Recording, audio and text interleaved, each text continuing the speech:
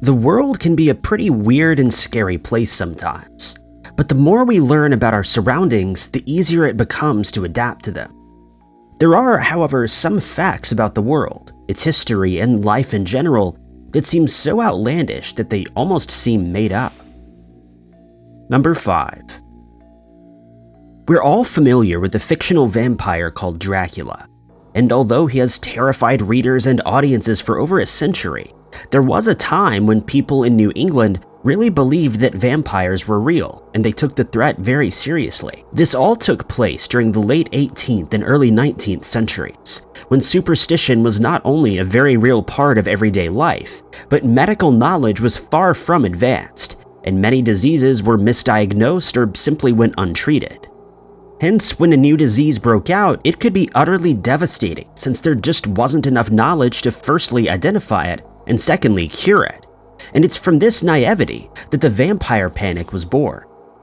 The particular disease that caused this strange belief was known as consumption, what we now know to be tuberculosis. One would imagine that the first reaction to a new disease would be to find a way to treat it, but since superstition was the order of the day, things took a dramatically different route, mainly because of the symptoms that patients experienced. They would suffer from a high fever that would cause dehydration, and in turn, the sufferer's skin would become ashen, and because of severe weight loss, their eyes would become sunken, giving the distinct impression that they were very near the end of their life. To make matters worse, the disease can quickly be passed along to perfectly healthy people, and it's speculated that by 1800, close to 25% of people living on the East Coast had succumbed to it. But it was often the case that a family member would only become ill after another had passed away, and so started the belief that those who perished were rising up from their graves at night as vampires, after which they would attack their living relatives during the night while they slept. It would also often be the case that after entire households were wiped out by the disease, people in neighboring houses would fall ill, resulting in the belief that once a vampire had completely decimated one family, it would move on to the next house, where it could find fresh victims. And so they had to come up with a plan to stop the vampires from leaving their graves at night. The reasoning was that if the deceased person was exhumed and found to have biological material in their organs, it could be attributed to vampirism. If this was the case, the diseased person would be turned over inside their coffin and reburied in the hopes that this would stop them from wandering around at night. If this didn't work, the person's organs were often incinerated, and those who were still afflicted by the disease would either inhale the smoke or ingest the ash that was left behind. Many people believed that this was the best course of action, but the treatment didn't always have the desired effect, as was the case in 1790 when a woman named Rachel Harris contracted consumption. After suffering a long, drawn-out period of illness, she eventually passed away, leaving behind her husband Isaac Burton. Rachel was buried and Isaac went on with his life, eventually falling in love with Rachel's sister, Huldah. About a year after Rachel's passing, Isaac and Huldah decided to get married, but soon after, Huldah also started showing signs that she'd been attacked by a vampire, and it was presumed that the attacker was none other than Rachel, who was thought to disapprove of this new union between her sister and former husband, since Huldah's symptoms were identical to Rachel's. And so it was decided that Rachel should be exhumed, and more than 500 people attended the ritual, during which her heart, lungs, and liver were incinerated. The ash was then used to create a medicine that was meant to heal Huldah, but when she passed away regardless 7 months later, it was decided that Rachel wasn't a vampire but a witch instead. Another equally strange case occurred in Cumberland in 1796, when 23-year-old Abigail Staples passed away from tuberculosis. Shortly after, her sister, Lavinia, also became seriously ill, and her father, Stephen, noticed that while she was asleep and suffering from fever, she would often call out to Abigail, and he became suspicious. To make matters worse, Lavinia would tell her father that she was having dreams, during which a dark shadow figure would sit square on her chest, and she would be unable to draw breath as the figure stole it out of her lungs. Stephen sought permission from the town's council to have Abigail exhumed, and after much debate, his request was granted. There aren't any records on the events that followed, but it's believed that Abigail's organs were burned while her surviving family members stood nearby to inhale the resulting smoke.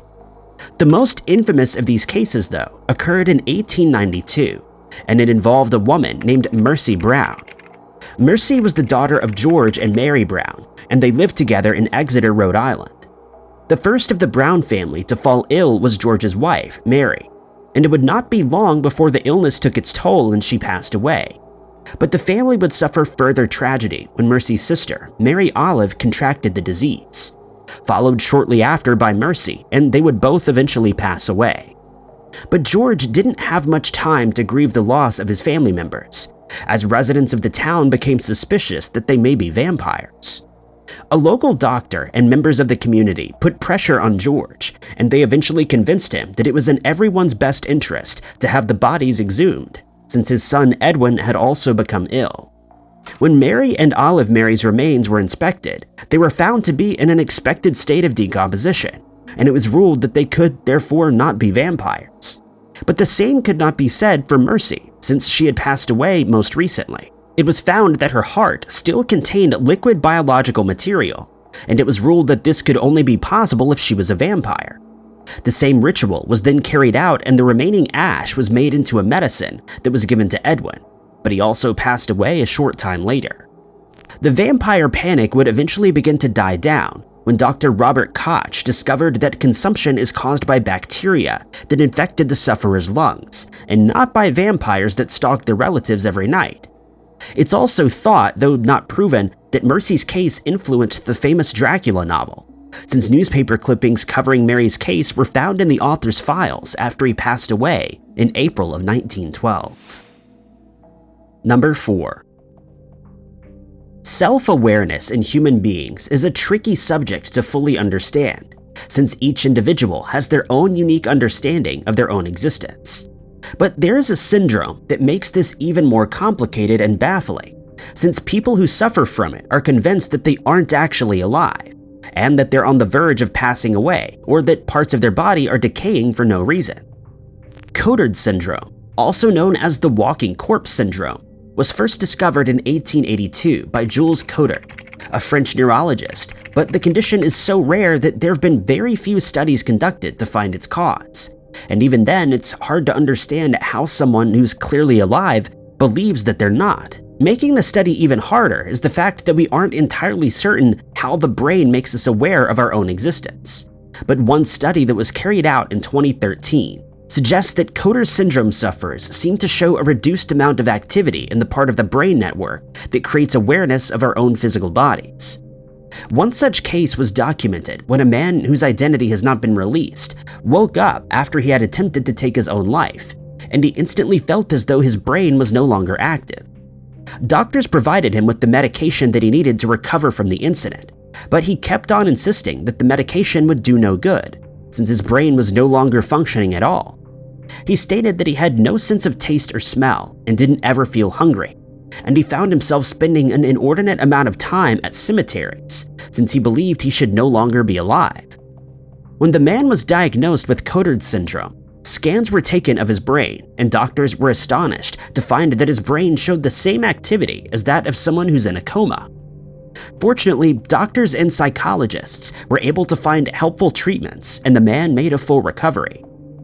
In another strange case, Haley Smith became convinced she was no longer alive after her parents had divorced when she was 17 years old. She recounts that she was sitting in class one day when she was suddenly overwhelmed by the feeling that she had actually passed away, and she could not get rid of the sensation. Realizing that something was terribly wrong, she went to the school's nurse, but she was unable to find anything physically wrong with Haley. Strangely, just as in the previous case, Haley was walking home when she was struck by the urge to visit a cemetery, but she decided to walk on home instead. Here, she thought she would be able to shake the feeling after getting some sleep, and when she woke up, she felt better. But just a few days later, the sensation returned while she was shopping. She tried to sleep it off again, but this time the feeling would not go away, and it started to affect her life as she would sleep all day, stay awake all night, and she failed to attend school as she should. Her friends began to notice that she was isolating herself, and when she felt that she could no longer cope, she decided to open up to her father, and he suggested that she consult a psychiatrist. But she put it off for a further 2 years, and when she eventually conjured up the courage to do it, she was quickly diagnosed with Cotard syndrome, which she found to be a relief since she now knew that it was a genuine condition. With the correct psychiatric help, she was on the road to recovery, and she would soon find that watching Disney movies helped her feel positive emotions again, which was a tremendous help. She has stated that having the feeling that you're not actually alive was the most bizarre experience of her whole life. One of the first ever cases of Cotard syndrome occurred in 1788, when a woman was busy cooking dinner, and after she felt a breeze blow through the kitchen, she suddenly lost the use of one side of her body. She was put to bed and told to get some rest, and she eventually regained the use of her body, but she was convinced that she had passed away. She ordered her family to dress her for a funeral and place her in a coffin, but they initially refused, only later agreeing when she kept insisting that they follow her orders. She eventually fell asleep inside the coffin, and her family returned to bed. When she woke up, the feeling that she had passed away had disappeared, but it would keep returning at certain intervals until her passing. Another baffling case was recorded in 2012 in Japan, when a man entered a doctor's office complaining that he had passed away, despite the fact that he was clearly alive. The doctor attempted to reason with him by explaining that someone who is no longer alive could not report their own condition, and the man agreed, but he insisted that he felt as though he had passed away. His condition was treated, and after nearly a full year, he made a full recovery, but he still insists that he had actually passed away and somehow managed to come back to life. In 2005, a man living in Iran told doctors that he too was no longer alive, but this case had an extra strange twist to it. He was also under the impression that he and his wife were no longer humans, since they had somehow been turned into dogs. He also believed that their 3 daughters had been turned into sheep, and that members of his family were attempting to poison him, but he wasn't too worried about this, stating that the poison could not hurt someone who had already passed away. The man underwent extensive treatment that included electroconvulsive therapy, and the most problematic of his symptoms eventually faded away. Other cases of Cotard syndrome include a woman who believed that her internal organs had decomposed, and she felt as though she was literally only skin and bone. One man complained to doctors that he suddenly realized one day that he'd been born without a brain. Doctors attempted to treat him, but he left the hospital of his own free will, only to be readmitted a year later, and this time he made a full recovery. Number 3. Researchers have been known to go to unusual lengths in the interest of discovery, climbing treacherous, snow-covered mountains, venturing into inhospitable areas that have never been visited by humans before, and braving the depths of the ocean in search of undiscovered life forms. In some of these cases, people have lost their lives while conducting research, and one incident that took place in 1973 very nearly had a fatal outcome. However, in this case, they were not conducting research but simply doing their jobs. 28-year-old Robert Chapman, a Royal Navy submariner, and 35-year-old Roger Mallinson were set to enter the Pisces 3 submersible craft on the 29th of August, 1973, and they would travel to the seabed just off the coast of Ireland, where they were tasked with laying a series of transatlantic telephone cables. The men had already spent some time in the submersible, working 8-hour shifts at a time while in extremely cramped conditions about 1,600 feet below the surface in a 6-foot diameter vessel. During each of the 8-hour shifts, the 2 men would dive to the ocean floor while inside the submersible, a task that took around 40 minutes to complete before they could begin their actual work for the day. The submersible would crawl along the seabed at around half a mile per hour, and after the cables had been laid, Chapman and Mallinson would have to ensure that they'd been covered up by sand with the use of jets and pumps. When their previous shift had ended, Mallinson decided to work on the submersible's manipulator, a device that can be manipulated like a hand, since it had sustained damage during a previous trip to the seafloor. The repairs would end up taking around 26 hours, during which Mallinson never slept, but while he was at it, he decided that he may as well change the vessel's oxygen tank, something that he would be very grateful for in the days to come. When their next shift ended, the 2 men completed their tasks for the day, and they were in the process of being towed back to the awaiting ship, the Vickers Voyager, when catastrophe struck. While the vessel was being towed to the surface, a hatch at the back of the submersible became detached, and the rear compartment was immediately filled with water, causing it to gain an extra ton of weight. The 2 men reported that they were suddenly yanked backward before the submersible began to sink, and before they knew it, they were sinking back to the seabed while the vessel's pressure gauges spun around and they could hear the sound of motors squealing in protest. For the next 30 seconds, the men shed as much weight from the submersible as they could, and they disabled all the electrical equipment that was on board. When they finally hit the ocean floor, they were engulfed by darkness 1,575 feet below the surface. There was nothing more they could do other than establish contact with the Vickers Voyager, and when they managed to do so, they reported that they were alive and that they had around 66 hours of oxygen left. In the meantime, they decided to conduct what repairs they could, but they knew they needed to move around as little as possible, since any strenuous activity would completely deplete their supply of oxygen. They also decided to stay as quiet as possible, but maintained contact by squeezing each other's hands now and then. Not only were conditions cramped and perilous, but both men had also become drenched from the accident, and temperatures inside the vessel were very low. However, rescue efforts were underway on the surface. The Vickers Voyager's support ship, the Vickers Venturer, was told to leave its post in the North Sea and bring its submersible, the Pisces II, to port. Another submersible, the CURV or Curve 3, which belonged to the US Navy, also made its way to the accident scene, while another ship was ordered to sail to the scene with special ropes that could aid in the rescue efforts. Down in the submersible, Chapman and Mallinson realized they had very few supplies, with only one sandwich and a can of soda between them, and they decided that it would be better to abstain for as long as they could. As time ticked on, the two men became ever more desperate since they had families waiting back home, and they were uncertain whether the rescue would be successful. But unbeknownst to them, the first attempt was ready to be launched from the surface. However, everything did not go to plan. The Pisces II was ready to be sent down, but when a rope that was attached to the manipulator broke, it was forced to return to the surface, and it was decided that the Pisces V would be used next. This time, there was a little more success, as the vessel managed to make it all the way to the sea floor, but since visibility was extremely limited in the darkness, it was unable to find the Pisces III, and it too had to turn back as it ran out of power.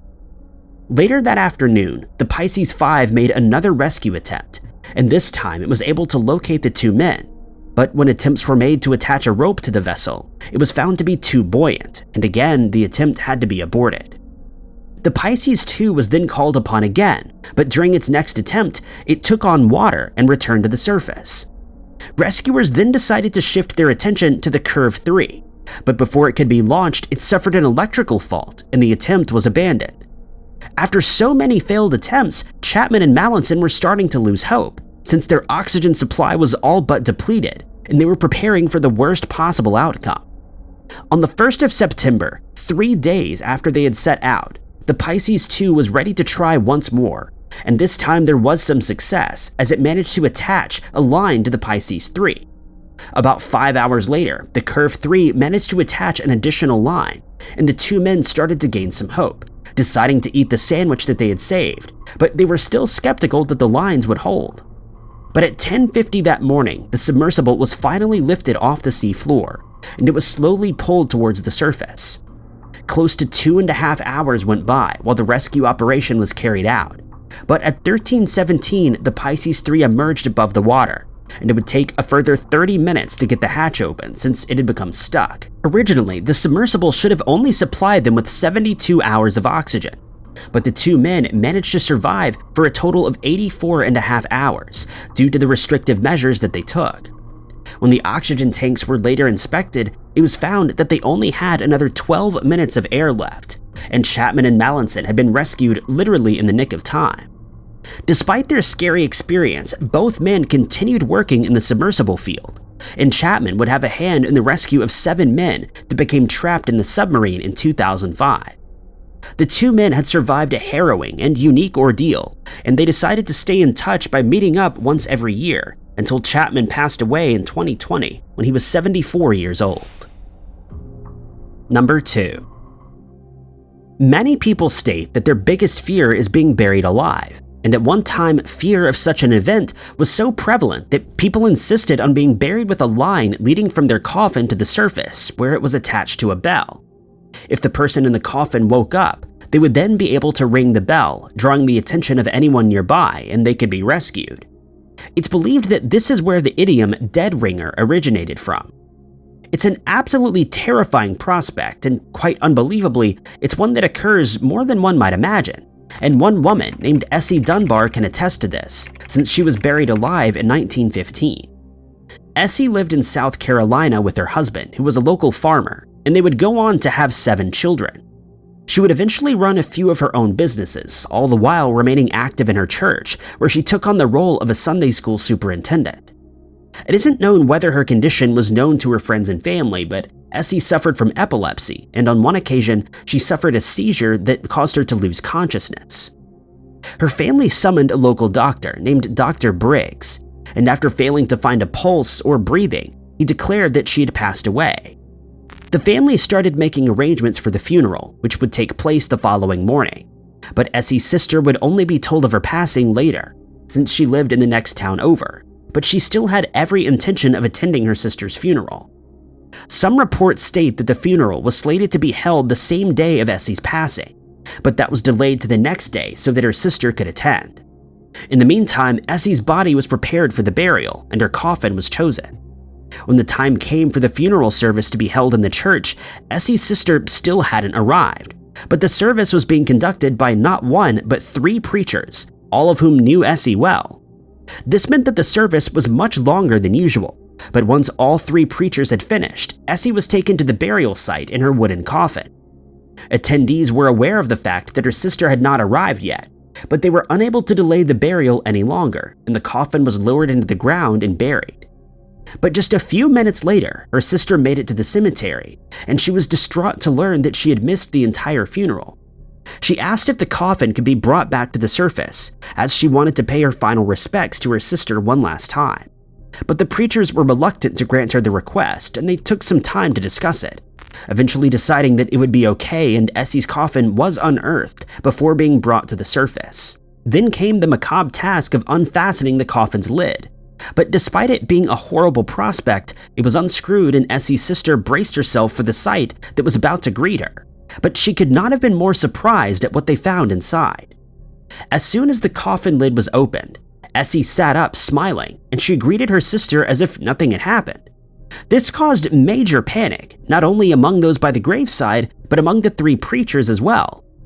It's said that all 3 tumbled into the grave, and in their blind panic to get out, they jostled and trampled over each other, causing one of the preachers to suffer 3 broken ribs. But the panic didn't end there.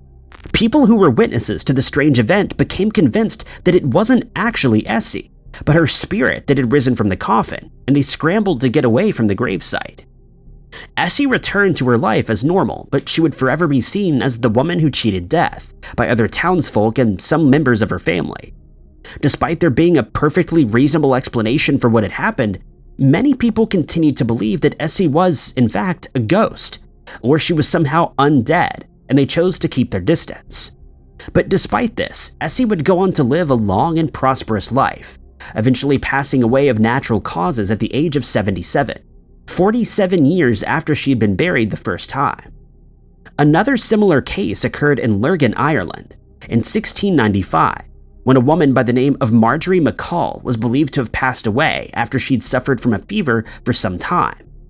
After she was pronounced deceased, her family made arrangements for her funeral, and after a wake was held, she was buried in Shankill graveyard. Unbeknownst to her family, the service was being watched by a group of grave robbers who had a sinister plan. As soon as the burial was completed and everyone who attended had left the cemetery, the grave robbers decided that they would dig up the coffin to see what valuables had been placed inside. But they found more than they had bargained for. Upon opening the coffin, they noticed that Marjorie had been buried while still wearing a valuable ring on her finger, and they decided to steal it. But try as they might, they could not get the ring to budge, and they realized that their only recourse would be to remove her finger with the ring attached. And so they set about the grisly task. But just as they started to cut her finger, they were horrified to see Marjorie opening her eyes, and they bolted out of the cemetery, not only because they were in the middle of a seriously heinous crime, but because they were terrified by what they were seeing. Back in the grave, Marjorie got up out of her coffin, and she walked home, where her husband and children were equally shocked to see her walking around. One account of the story states that when Marjorie knocked on her house's door, her husband told her children, "If I hadn't buried your mother, I would swear that was her knock." She would go on to live for another 10 years, during which she and her husband had more children, and when she did eventually pass away, she was buried in the exact same grave with her tombstone reading, "Marjorie McCall, lived once, buried twice." Number 1. The human brain is a very interesting subject, not only because of everything we've learned about it, but also because of all the knowledge about the brain that still eludes us despite massive advances in medicine over the past century. But not knowing what's going on in your own mind must be a terrifying and confusing experience, since nothing around you has changed, but your brain keeps telling you that something is terribly wrong, which is the case with Cagras syndrome, which was first discovered in 1923 by Joseph Cagras. People who suffer from this syndrome become convinced that the people around them, who they've known and loved sometimes their entire lives, have been replaced by exact duplicates. This is what happened to a woman, who's only referred to as Mary, who was sent for a psychiatric evaluation after it became apparent that she was struggling to look after her daughter, who was 9 years old at the time. When she was questioned, Mary was adamant that her daughter had in fact been removed from her house and replaced by another girl who looked exactly like her. She also told doctors that she knew she had given birth to a set of twins, but there was no official record of her second daughter. She would recount strange events in which she would see her daughter during the day, but when she tried to talk to her, something would always happen to prevent it. For example, she said that on one occasion, she noticed her daughter sitting in a stranger's car, and when she approached to find out what was going on, the car suddenly sped away. Mary was diagnosed with Cagras syndrome and given the appropriate medication, but this did little to correct her delusions, and 2 months later, she was still convinced that her daughter was not her own. Furthermore, she refused to believe that her belief was being caused by a medical condition, and she would eventually begin to refuse any visits from her daughter, since she became ever more convinced that her real daughter was being kept from her. But it's been discovered that Cagras syndrome usually manifests due to an underlying condition. In Mary's case, it's believed that it came about due to the fact that her relationship with her daughter's father ended during pregnancy, and it's not known, though it's very unlikely, that she ever recovered. Another case of Cagras syndrome involves a man named David, who was involved in a car crash, and as a result, he fell into a coma that lasted for 5 weeks. But despite also losing one of his arms, David eventually woke up, and at first, he seemed to be completely normal. But it would soon become apparent that everything was not as it seemed, at least in David's mind, as he became convinced that both his parents had been abducted and replaced by 2 people who looked exactly like them. He stated that it was obvious to him since his mother had suddenly become a much better cook than she was before his accident. And to add to the mystery in his mind, his father had suddenly become a much better driver. It would eventually be speculated that there was a type of malfunction in David's brain that caused 2 very important areas to become disconnected from each other. These 2 areas are responsible for facial recognition and a resulting emotional response, respectively. And when there's a miscommunication between the 2, it can result in these symptoms.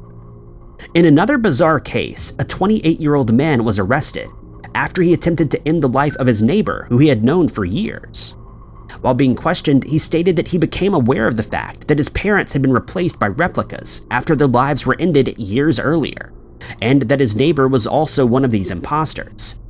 He then took it upon himself to correct the situation by getting rid of any replicas that he came across, and hence he tried to take his neighbor's life. As mentioned before, it's usually found that Cagras syndrome appears due to an underlying condition, such as schizophrenia, but in David's case, things were a little different. It would be discovered that he'd been using illegal substances that contained cannabinoids, and this is what triggered the syndrome. This is very rare, however, as only 7 people have been found to suffer from cannabinoids due to illegal substance abuse. Causing even more confusion in David's mind was his belief that he was actually a world-famous musician, and that his father was a known wanted terrorist, which of course was not true. David underwent a course of antipsychotic and mood-stabilizing drugs, and after 2 months of treatment, he returned to normal and was able to carry on with his life as it was before the accident. Cagras syndrome is a very rare condition, with only 250 people ever being diagnosed as suffering from it, one of which was a 37-year-old woman who lived in New York. She arrived at the New York University Medical Center looking for help after she had a strange experience in her own home. She stated that she'd been out of her house one day, and when she returned, she was shocked to find a strange man sitting on her couch. To make matters worse, he was wearing her husband's clothes, and she immediately demanded to know who he was and what he was doing there. But the man was just as confused as she was, and he tried to explain that he was in fact her husband. But try as he might, he could not convince her. She stated that when she looked at him, he looked exactly like her husband, but she had a strange feeling he was an imposter who had taken her husband's place. Not least because of the shirt he was wearing, which did belong to her husband, made her think that this man was a truck driver. She questioned the man further, and he knew everything that her husband did, but she refused to recognize the fact that this was indeed the man that she married. When questioned by her doctor, she revealed that she had stopped taking her antipsychotic medication. He tried to explain that she needed to keep taking the medication, but she suddenly changed her tone and admitted that even the doctor didn't seem like the same person, since he now had a bigger nose and a slightly different face. As time went by, she started to believe that her parents had also been replaced by imposters, and she was ultimately hospitalized, where her intake of medication could be adequately monitored. Once this was done, she slowly recovered and eventually left the hospital to live a normal life. But it's an experience that she wouldn't soon forget. Thank you guys so much for watching. If you liked this video, be sure to hit that like button. Also, don't forget to subscribe and click that notification bell to keep up to date with all of our future uploads. But my name is Ty Knotts, and I'll catch you guys in the next video.